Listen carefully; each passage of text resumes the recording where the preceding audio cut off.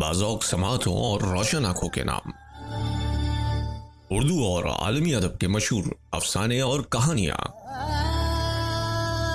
मैं हूँ आपके साथ फैसल सईद ज़रक़ाब।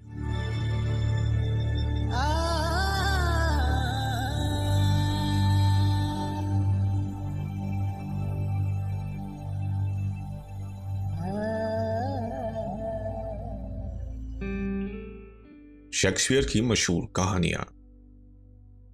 कहानी रोमियो एंड जूलियट। तर्जुमा निगार सरदार अहमद अलीग। किताब शेक्सपियर की मशहूर कहानियाँ। शहर वेरोना में दो खानदान कैपुलेट और मॉन्टेगोज हमेशा एक दूसरे से दस्तो बगिरेबां रहते थे। आए दिन दोनों खानदान के अफराद वेरोना शहर की गलियों का अमन और सुकून गारत किए रहते थे। उनके अजीज़ व अकारिब और दोस्तों के अलावा एक खानदान का नौकर भी दूसरे खानदान के नौकर से मिल नहीं सकता था। कैपुलेट खानदान के मोअज़्ज़िज़ लॉर्ड ने एक बार बड़ी दावत की।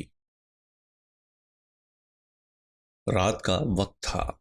खूबसूरत हसीन औरतें, बड़े बड़े ऊंचे मेहमान, सभी मदऊ थे।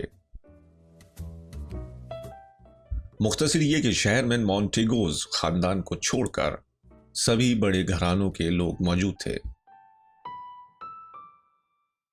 लेकिन रोमियो गरचे मॉन्टेगोज खानदान का चश्मो चिराग था, फिर भी अपने दोस्त बेनवोलियो के इसरार पर भेस बदल कर इसलिए शरीक दावत था कि अपनी महबूबा रोज़लीन का शहर की खूबसूरत लड़कियों से मुकाबला कर सके।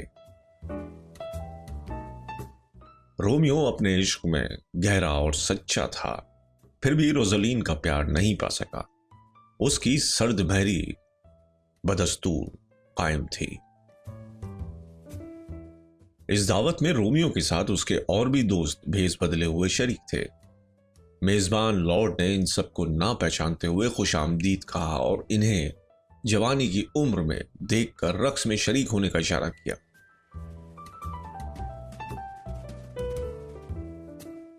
रक्स शुरू हुआ। हसीनो जमील दो शीज़ाएं सामने रक्स कर रही थी कि अचानक रोमियो की नजर एक हुस्न के दिलावेज पैकर पर जाकर ठहर गई।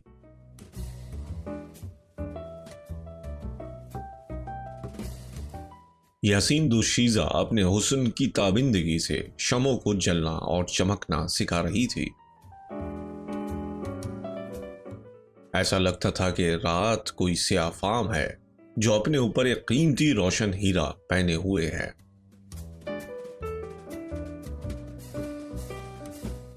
यह मिसल एक साफ शफाफ हसीन फाख्ता की थी जो कौओं में घिरी हुई थी। रोमियो उसके हुस्न में खोया हुआ ये सब कुछ जिस वक्त कहता जा रहा था, उसके पुश्त पर बैठा हुआ टाइबॉल्ट ये सब सुन रहा था। यहां तक कि उसने रोमियो को उसकी आवाज से पहचान लिया। उसके दिल में गुस्सा और नफरत का एक तूफान उमड़ आया। वो ये नहीं देख सकता था कि कोई मॉन्टेगोज खानदान का फर्द इस तरह भेस बदल कर उसके यहां शरीक के बज़्म हो और दादे हुस्न दे। कबल इसके कि रोमियो मौत के घाट उतार दिया जाता, मुअज़्ज़िज़ बड़े लॉर्ड ने उसे कोई गजंद पहुंचने से रोक दिया और कहा कि रोमियो किसी भी शक्ल में हो और कुछ भी हो, हमारा मेहमान है।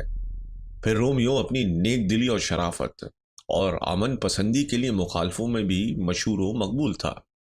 गर्ज ये कि टाइबॉल्ट उस वक्त तो रुक गया, लेकिन आइंदा किसी मौके पर उसने रोमियो से बदला लेने का मुसम्मम इरादा कर लिया।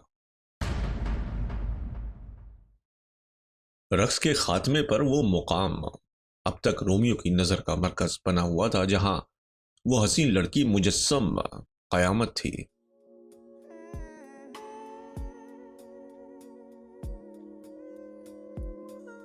भेस की आड़ में वो बढ़ा और लड़की का हाथ बड़ी शराफत नरमी से थामते हुए उसे ज़ियारतगाह कहा, जिसे अगर छूने की इजाजत मिले تو یہ ایک زائر کے لیے بڑی بات ہے، اور اس کا بوسہ لینا تو اور بھی بہتری کی چیز ہے۔ اچھے زائر، وہ لڑکی بولی، تمہاری بھکتی اور عقیدت نے بڑے طور طریقے کا اظہار کیا ہے۔ رشیوں کے ہاتھ ہوتے ہیں جنہیں زائرین چھوتے ہیں لیکن بوسہ نہیں دیتے۔ جواب میں رومیو نے کہا، کیا رشیوں کے لب نہیں ہوتے اور زائرین کے بھی کیا لب نہیں ہوتے؟ لب ہیں تو انہیں عبادت میں استعمال کرنا چاہیے۔ پھر تو میری پیاری دیوی، رومیو نے بڑے جذبات میں کہا، میری عبادت قبول ہو، میری دعا سنو تاکہ میں نا امید نہ ہوں۔ محبت کے ان راز و نیاز و انداز میں وہ دونوں کھوئے ہوئے تھے۔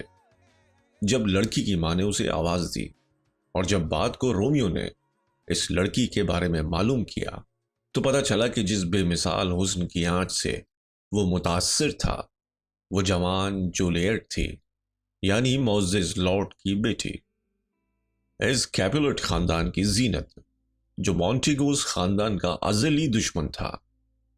اس طرح یہ سب نہ جانتے ہوئے اس نے اپنا دل اپنے دشمن کو دے دیا تھا۔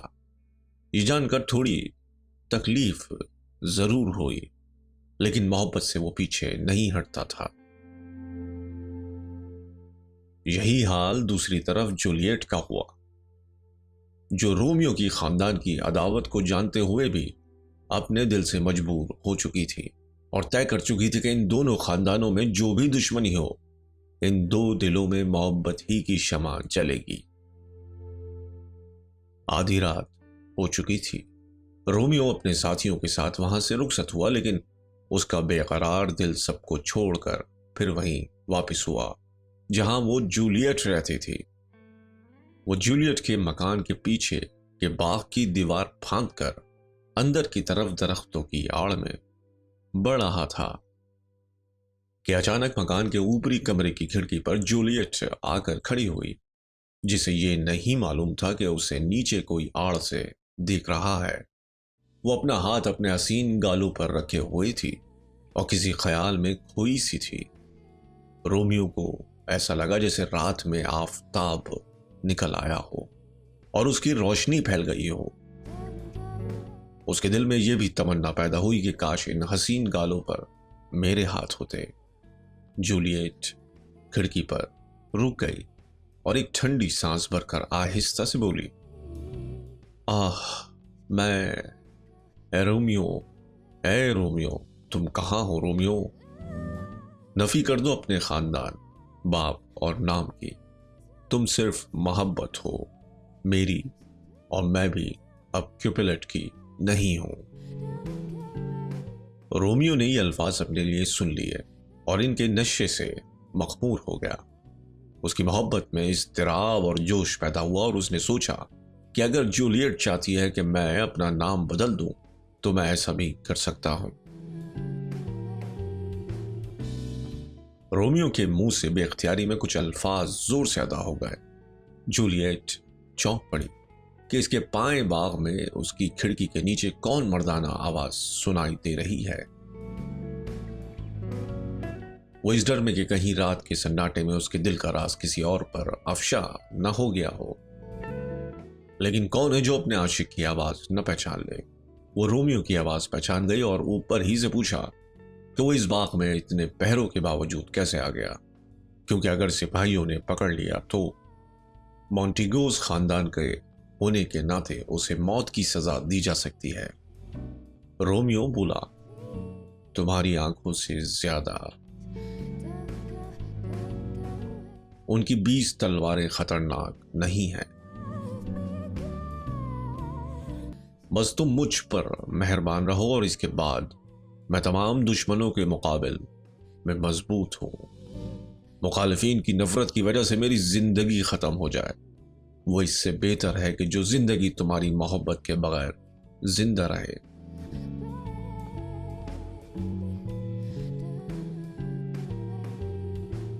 جولیٹ نے کہا، تم اس جگہ کیسے آ گئے؟ کس نے تم کو راستہ بتایا؟ رومیو نے جواب دیا، عشق نے مجھے راستہ دکھایا، میں اپنا رہنما نہیں ہوں، میری رہنما تم ہو۔ جولیٹ کے چہرے پر سرخی دوڑ گئی، لیکن رات کے اندھیرے میں اور دور ہونے کی وجہ سے رومیو یہ چیز نہ دکھ سکا۔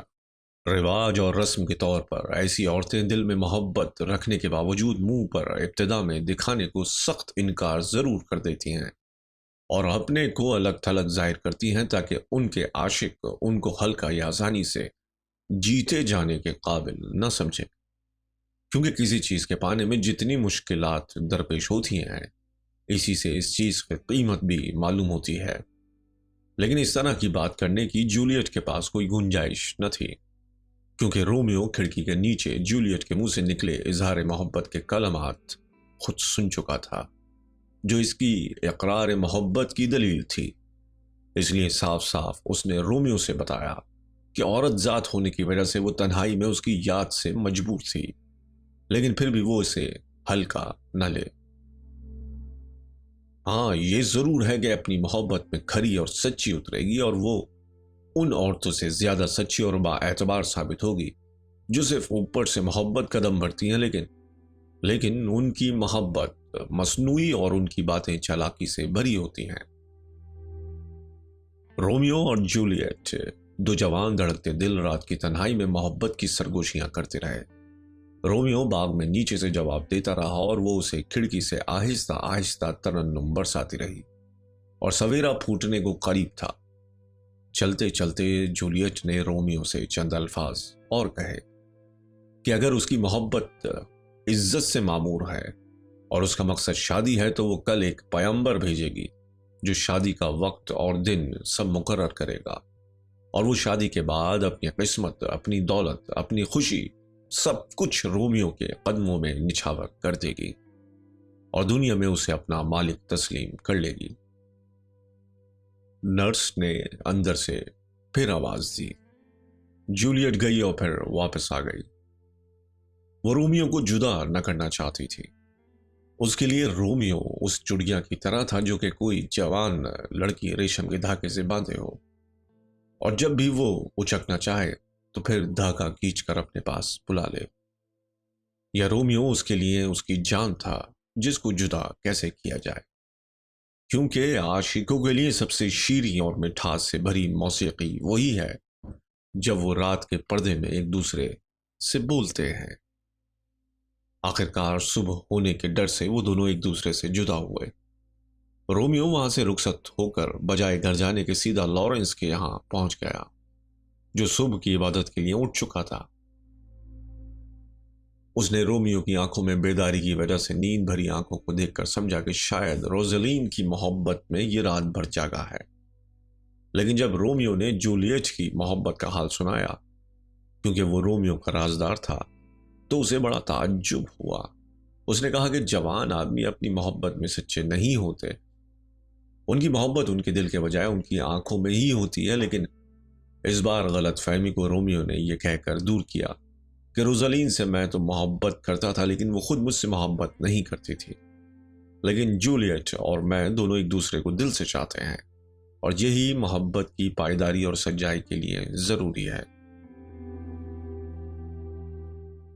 لارنس اس خیال سے خوش ہوا کہ چلو اس طرح دو مخالف خاندانوں کے درمیان برسوں پرانی دشمنی اور عداوت کا خاتمہ ہو جائے گا۔ اپنے وعدے کے مطابق جولیٹ نے اپنا پیغمبر بھیجا اور لارنس کے کمرے میں دونوں کے ہاتھ مقدس رشتے شادی میں جوڑ دیے گئے۔ لارنس نے دعا کی کہ اس پاک کام میں آسمان سے خوشیاں نازل ہوں اور اس ملاپ اور شادی کے بعد دونوں خاندان یعنی مونٹیگوز اور کیپولٹ کے درمیان پرانی عداوت اور لڑائی کا خاتمہ ہو۔ یہ تقریب بہت جلد ختم ہوئی اور جولیٹ تیزی اور عجلت کے ساتھ اپنے گھر کی طرف روانہ ہوئی، جہاں اسے اب بے چینی کے ساتھ رات کا انتظار کرنا تھا جب رومیو اس سے ملنے آئے گا۔ اس رات کا انتظار اس کے لیے ایک تہوار کی طرح تھا۔ اس رات کا انتظار اس کے لیے ایک تہوار کی طرح تھا۔ اسی روز دوپہر کے وقت رومیو کے دوست بینولیو اور مرکیشو شہر کی گلیوں سے ہو کر گزر رہے تھے کہ اچانک کیپولٹ خاندان کا ٹائبالٹ اپنے گروہ کو لیے نکل پڑا۔ یہ وہی ٹائبالٹ تھا جو لارڈ کیولٹ کی دی ہوئی دعوت میں رومیو سے بھڑ گیا تھا۔ اس نے مرکیشیو کو برے لفظوں سے للکارا۔ مرکیشیو بھی جوان تھا، اس لیے اس نے صبر نہ کر کے سخت الفاظ میں جواب دیا۔ بینولیو نے بہت چاہا کہ جھگڑا ختم ہو، لیکن بات بڑھ گئی اور اس بیچ رومیو ادھر آ پڑا۔ نتیجے میں ٹائبالٹ کو رومیو سے لڑنے کا اچھا موقع ہاتھ آ گیا۔ رومیو کو اس نے ولن کے خراب لفظ سے یاد کیا۔ رومیو گرم نہیں ہوا، نہ اسے غصہ کیا، کیونکہ وہ اس جھگڑے کو نظر انداز کرنا اور ہٹانا چاہتا تھا، کیونکہ ٹائبالٹ اس خاندان کا فرد تھا جس کی جولیٹ تھی، اور اس خفیہ رشتے کی نسبت سے اب رومیو کے لیے وہ خاندان بھی قابل احترام تھا۔ دوسرے یہ کہ رومیو یوں بھی لڑائی جھگڑے سے دور دور ہی رہنا پسند کرتا تھا۔ اس نے ٹائبالٹ کو اچھے کیپولیٹ کہہ کر پکارا، لیکن ٹائبالٹ ہر مونٹیگیس سے جہنم کی طرح نفرت کرتا تھا، اس لیے اس نے اپنا ہتھیار نکال لیا۔ اس لڑائی میں مرکیشیو کے ایسا زخم لگا کہ وہ وہیں مر گیا۔ یہ دیکھ کر رومیو برداشت نہ کر سکا اور وہ سامنے آ گیا، یہاں تک کہ لڑتے لڑتے اس نے ٹائبالٹ کو قتل کر دیا۔ دوپہر کو ورونا شہر میں ان جھگڑوں اور 2 موتوں کی خبر ہر طرف پھیل گئی۔ عوام اور تماشبینوں کا جمگھٹا لگ گیا۔ لارڈ کیپلٹ اور مونٹیگوز اپنی اپنی بیگمات کے ساتھ آئے۔ شہزادہ بھی آ گیا جو مارے جانے والے مرکیشو کا رشتہ دار تھا، اور آج کسی آخری فیصلے کے لیے آیا تھا تاکہ ان لڑائیوں کا خاتمہ ہو اور قاتلوں کو سخت سزا دی جائے۔ بینولیو جو کہ گواہ تھا، گواہی لی گئی۔ لیڈی کیپلٹ نے رومیو کے خلاف بحث رویہ کی سفارش کی، کیونکہ اس کی نظر میں وہ ٹائبالٹ کا قاتل تھا۔ وہ یہ نہیں جانتی تھی کہ جس جوان کو وہ سزا دلانا چاہتی ہے وہ اس کا داماد ہے، یعنی اس کی بیٹی جولیٹ کا شوہر۔ دوسری طرف لیڈی مونٹیگوز اپنے بیٹے رومیو کی جان کے لیے سفارش اور رحم کی درخواست کر رہی تھی، اور کہہ رہی تھی کہ ٹائبالٹ نے مرکیشیو کو مار ڈالا، جس کے نتیجے میں اس کے بیٹے کو یہ اقدام کرنا پڑا۔ شہزادے نے بغیر جذبات سے مغلوب ہوئے رومیو کے خلاف ادھر فیصلہ سنایا، اور ادھر رومیو شہر سے بھاگ گیا۔ جولیٹ کے لیے یہ خبر بڑی درد بھری تھی۔ پہلے تو اسے رومیو پر ناگواری ہوئی کہ کیوں اس نے ٹائبالٹ کو مارا، لیکن بعد میں سب حالات ملنے پر اس کی محبت غالب آ گئی، اور رومیو کے غائب ہو جانے پر اس کے آنسو نکلنے لگے۔ غائب ہونے کا لفظ اس کے لیے بہت سے ٹائبالٹوں کے مرنے سے بھی زیادہ تکلیف دہ تھا۔ لارنس کے گھر میں رومیو نے پناہ لے لی تھی، اور وہیں اس کو شہزادہ کا سنایا ہوا فیصلہ معلوم ہوا۔ رومیو کے لیے ورونا شہر کی دیواروں کے باہر، جہاں جولیٹ نظروں کے سامنے نہ ہو، کوئی زندگی نہیں۔ جہاں جولیٹ تھی وہیں جنت تھی، اور اس کو چھوڑ کر ہر طرف مصیبت، بربادی اور جہنم۔ لارنس نے اس کو غم کا فلسفہ سنا کر اس کو تسلی دینا چاہی، لیکن جوان رومیو نے ایک نہ سنی۔ اس نے پاگلوں کی طرح اپنے بال نوچ ڈالے اور خود کو زمین پر پٹک دیا، اور کہنے لگا کہ میری قبر کی ناپ لے لو۔ اتفاق سے اس وقت جولیٹ نے ایک پیغام بھیجا جس کو لارنس نے سنایا۔ لارنس نے کہا کہ وہ ٹائبالٹ کو قتل کر چکا ہے، اور اگر اپنے کو بھی مار ڈالے گا تو سمجھو اس محبوب جولیٹ کو ختم کرے گا جس کی رومیو زندگی ہے۔ لارنس نے سمجھایا کہ اسے سوچنا چاہیے کہ اس کی زندگی بچ گئی، ورنہ اگر ٹائبالٹ اسے قتل کر دیتا تو جولیٹ کا کیا ہوتا؟ یہ کیا کم خوشی کی بات ہے کہ جولیٹ اس کی پیاری ہو چکی ہے؟ اس نے رومیو کو مشورہ دیا کہ اسے رات میں جولیٹ سے ملنا چاہیے، اور اسے اجازت دے کر سیدھے مونٹوا چلے جانا چاہیے، جہاں اسے اس وقت تک ٹھہرنا چاہیے جب تک لارنس مناسب موقع دیکھ کر اس کی شادی کا راز ظاہر نہ کر دے، اور اس کے بعد شہزادہ خاندان سے تعلق ہو جانے کی وجہ سے اس کی سزا معاف کر دے گا۔ رومیو اس عقل مندانہ مشورے سے مطمئن ہوا لارنس نے کہا کہ وہ رومیو کو خط کے ذریعے یہاں سے حالات کی اطلاع کرتا رہے گا۔ اس کے بعد رومیو رات کا اندھیرا ہوتے ہی جولیٹ کی حویلی کو چل پڑا۔ وہ رات رومیو نے اپنی پیاری جولیٹ کے ساتھ گزاری، جس کے لیے وہ چوری چوری باغ سے ہو کر حویلی کے پیچھے سے اسی جگہ پر پہنچ گیا جہاں پہلی رات کو جولیٹ کی محبت کا اعتراف سنا تھا۔ لیکن اس رات اور آج کی رات میں بڑا فرق تھا۔ آج کی رات جدائی کی رات تھی اور آنے والے دنوں کی کوئی خبر نہ تھی۔ باتوں باتوں میں رات کٹ گئی اور صبح کا پرندہ لارک بولنے لگا، لیکن جولیٹ نے خود کو دھوکہ دینے کے لیے اور رومیو کے ساتھ تھوڑی دیر اور رہنے کے لیے یہ کہا، یہ رات کی بلبل بول رہی ہے، یعنی رات ابھی باقی ہے۔ لیکن حقیقت میں لارک صبح کی آمد کا اعلان کر رہا تھا، اس لیے رومیو نے اپنی بیوی سے بہت بھاری دل کے ساتھ اجازت مانگی اور اس سے وعدہ کیا کہ مونٹوا جا کر وہ ہر گھنٹہ اسے خط لکھا کرے گا۔ اور جب وہ حویلی کی کھڑکیوں سے ہو کر نیچے زمین پر اترنے لگا تو جولیٹ کو اس قدر غم ہوا جیسے کسی مردے کو مقبرے کے نیچے اتارا جا رہا ہو۔ آخرکار رومیو سویرا ہونے سے پہلے پہلے شہر سے باہر نکل گیا، جہاں سے دو پیار کرنے والوں کی ٹریجڈی کا آغاز ہوتا ہے۔ رومیو کو گئے ابھی بہت دن نہیں ہوئے تھے کہ لارڈ کیپلٹ نے جولیٹ کی شادی کے لیے ایک لڑکے کا انتخاب کیا جس کو شہزادہ پیرس کے نام سے پکارا جاتا تھا، جو کہ بہادر، جوان، لائق اور شریف تھا۔ اور اگر جولیٹ نے رومیو کو نہ دیکھا ہوتا تو جولیٹ کے لیے موزوں انتخاب تھا۔ جولیٹ نے جب اپنی شادی کی بات سنی تو بہت سخت پریشانی میں مبتلا ہوئی۔ اس نے اپنے باپ سے کہا کہ میں ابھی شادی نہیں کرنا چاہتی کیونکہ ابھی ٹائی بولٹ کا انتقال ہوا ہے اور خاندان میں اس کی وجہ سے سبھی غمگین ہیں اور اس لیے وہ اپنے ہونے والے شوہر کے سامنے خوشی کے چہرے کے ساتھ نہ آ سکے گی۔ غرض یہ کہ جولیٹ نے بہت سی دلیلیں پیش کی، صرف ایک بات نہیں بتائی کہ وہ رومیو سے شادی کر چکی ہے۔ لیکن لارڈ کیپولٹ نے اس کی ہر بات انسنی کر دی اور اس کو حکم دیا کہ وہ آنے والی جمعرات کو پیرس کے ساتھ شادی کے لیے تیار رہے۔ اس کے باپ نے اس کو یہ بھی بتایا کہ تمہارے لیے جس لڑکے کو میں نے چنا ہے وہ بہت امیر، شریف اور جوان ہے، اس لیے اس سے انکار کر کے وہ اپنی قسمت کو خراب نہ کرے۔ اس پریشانی کے عالم میں جولیٹ نے لارنس سے مشورہ کیا کہ اب وہ کیا کرے اور کس طرح اس مصیبت سے چھٹکارا پائے۔ لارنس نے مشورہ دیا کہ وہ گھر واپس جائے اور سب کے سامنے خوش رہے اور پیرس کے ساتھ اپنی شادی کی اجازت بھی دے دے، اور شادی کی رات سے پہلے کی رات کو وہ یہ دوا پی لے جو لارنس نے اسے دی تھی۔ اس دوا کے پینے سے 42 گھنٹے کے لیے جولیٹ بالکل مردہ اور ٹھنڈی ہو جائے گی، اور جب دولہا اس کے پاس آئے گا تو وہ اسے مردہ سمجھے گا اور اس کو مرا ہوا سمجھ کر اس کے جنازے کے دفن ہونے کا انتظام ہونے لگے گا۔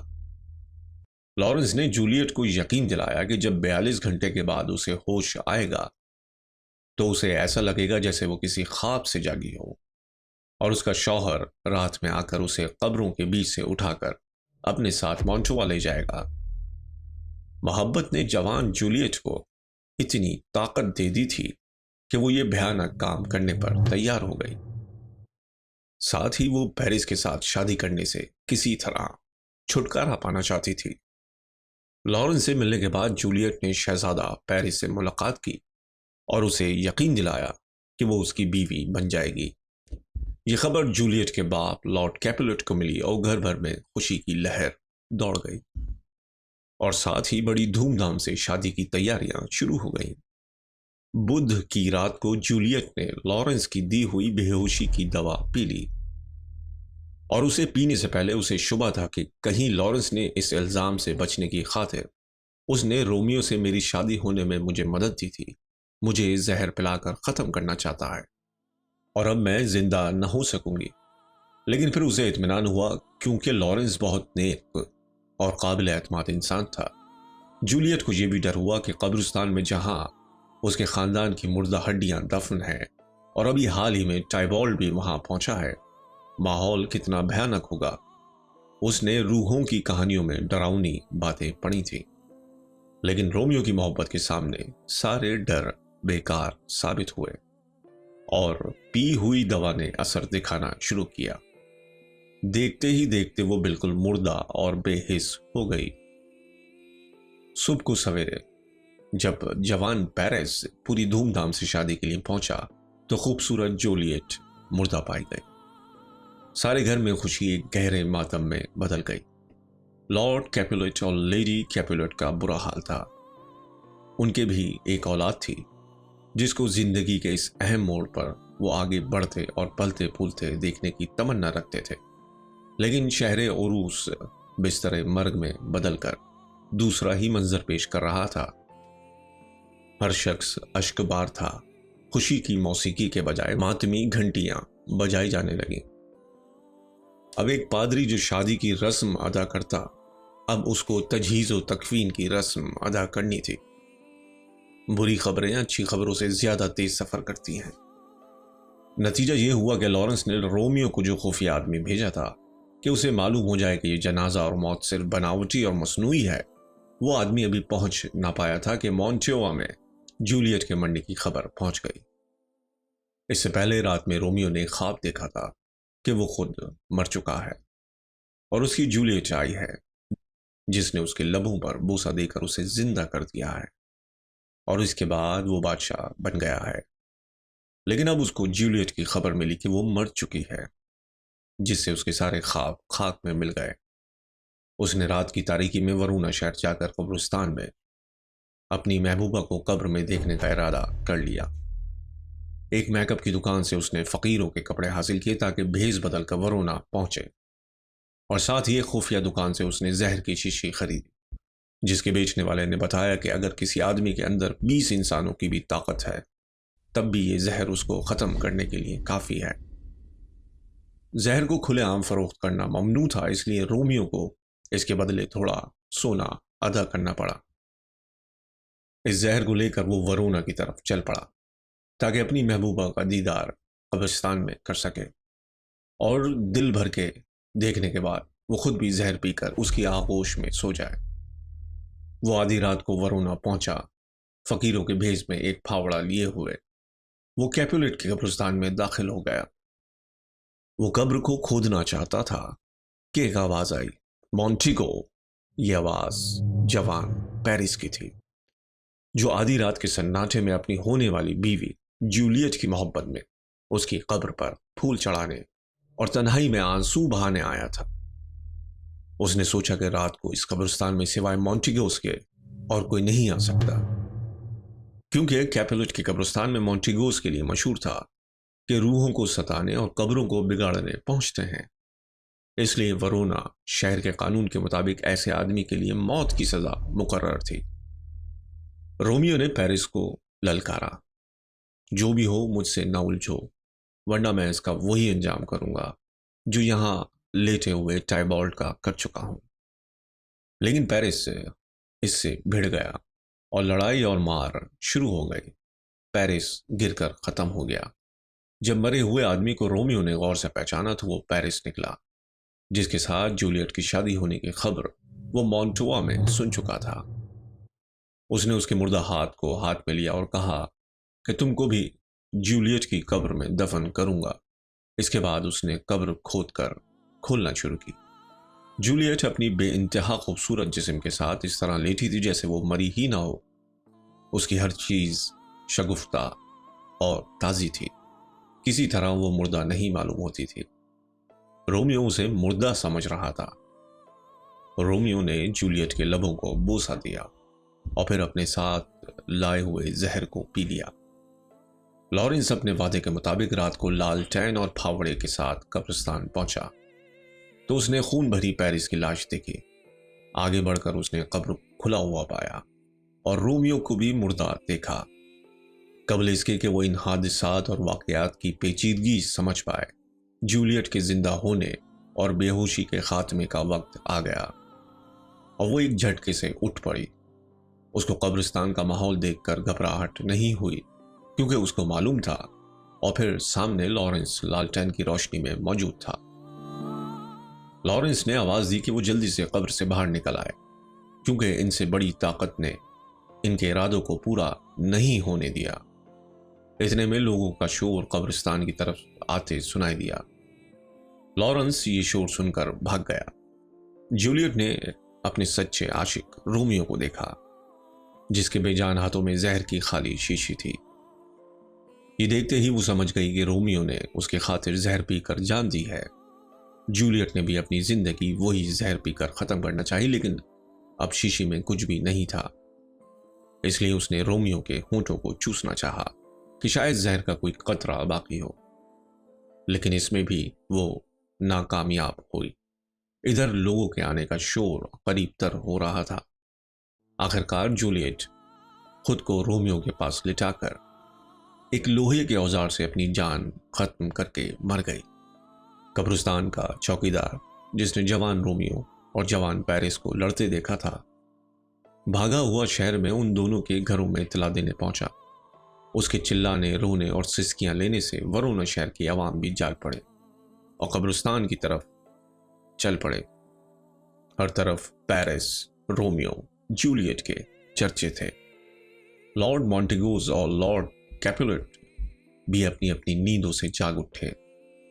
شہر کے شہزادے نے حالات کی جانچ پڑتال کے سلسلے میں لارنس کو طلب کیا، کیونکہ حکومت کے نزدیک یہ بہت ہی بھیانک حادثات تھے۔ لارنس نے بڑی تفصیل سے لارڈ مونٹیگوز اور لارڈ کیپولٹ کی دشمنی اور ان کے بیٹے اور بیٹی میں گہری محبت کے رشتے کی بابت بیان دیا، اور رومیو جولیٹ کی شادی میں خود اپنی مدد کا بھی اقرار کیا۔ اس نے کہا کہ اس سے مقصد دو خاندانوں کی آپسی رقابت اور نفرت کو دور کرنا تھا، لیکن اچانک جولیٹ کی شادی پیرس کے ساتھ لارڈ کیپولٹ نے طے کی اور لڑکی کے انکار کے باوجود اس پر زبردستی کی گئی۔ آخرکار لڑکی جولیٹ میرے پاس آئی اور اپنی پریشانی بتائی۔ میں نے بے ہوشی کی دوا اپنے اور پھر مردہ حالت میں دفن ہونے کی تجویز رکھی، اور دوسری طرف اس اسکیم سے رومیو کو بھی مطلع کیا، لیکن اس کو میرا خط لے جانے والا قاصد نہ مل سکا۔ زہر کی دکان والے نے زہر کے بیچنے کی بات بتائی، اور اس طرح یہ بات یقین پائی کہ رومیو نے جولیٹ کی موت کی خبر سن کر اس کے پہلو میں آ کر جان دینے کے لیے زہر پیا۔ چوکیدار نے پیرس اور رومیو کی لڑائی کا آنکھوں دیکھا حال دہرایا۔ سب کچھ سننے کے بعد شہزادہ شہر نے دونوں خاندانوں کے لارڈوں کو اس المیہ اور بربادی کا ذمہ دار ٹھہراتے ہوئے کہا کہ قدرت نے ایک موقع دیا تھا کہ آپ کے دونوں بچے آپ کی نفرت کے باوجود محبت کے سچے اور مقدس رشتے میں باہم ایک ہو چکے تھے، لیکن پھر بھی آپ دونوں کی زیادتیوں سے وہ کھل کر اظہار نہ کر سکے، اور پھر یہ سب قدرت کا عتاب ہے جو اس بربادی کی شکل میں نازل ہوا۔ اس کے بعد دونوں لارڈوں نے، جن کے درمیان ان کے بیٹے اور بیٹی کے میاں بیوی کے رشتے کے ناطے نئی عزیزداری کی بنیاد پڑ چکی تھی، اٹھ کر ایک دوسرے کو رو کر گلے لگایا، اور اس تازہ غم نے دونوں کی پرانی نفرت اور دشمنی ختم کر دی۔ لارڈ مونٹیگوز نے سونا دے کر جولیٹ کا خوبصورت مجسمہ بنوانے کے لیے کہا، جو کہ ان کی بہو ہو چکی تھی۔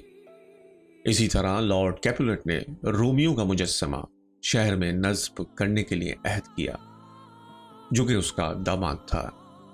ورونا شہر میں رومیو اور جولیٹ کے دو خوبصورت مجسمے محبت کی لافانی یادگار کے علاوہ دو خاندانوں کے درمیان دوستی اور ملاپ کا آغاز تھے، جس کے لیے دو جانوں کو بیش قیمت قربانی دینی پڑی تھی۔